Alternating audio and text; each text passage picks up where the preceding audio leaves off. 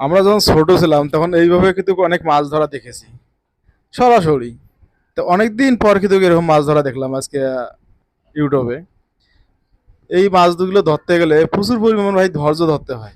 এভাবে দাঁড়াই থাকতে হয় অনেক সময় ধরে, কতক্ষণে একটা মাছ আসে। আর এই মাছগুলো ধরার নিয়ম হচ্ছে, বেশিরভাগে আসে বয়েল মাছ। যখন বয়েল মাছ আসে তখন ওদের খাটিলের জায়গা আছে, খাটির মাথা কিন্তু লাগে, বয়েল মাছের লেজ বা মাথা যখন লাগে তখন কিন্তু খাটিলে নড়ে। আর এই নড়লে এরা টের পায় যে আসলে এটার মাছ। এইভাবে মারে। এই দেখেন বয়েল মাছটা তো আসছে, খাটিল লড়ছে, আর দেখেন কিভাবে মারিতেছে খোঁচা দিয়ে। এই দেখেন কত বড় একটা বয়েল মাছ দেখছেন। এই বয়েল মাছগুলো আসলে এইভাবে মারে। আর এই বয়েল মাছ ধরতে গেলে প্রচুর পরিমাণ ধৈর্যশীল হতে হয়। অনেক ধৈর্যের পর এই মাছগুলো ধরা যায়। কারা কারা এরকম মাছ ধরা দেখেছেন ছোটবেলায় তারা একটু জানাবেন। আর আশা করি চ্যানেলটি ফলো দিয়ে রাখবেন, ভবিষ্যতে এ ধরনের আরও ভিডিও পেতে সহযোগিতা করবেন।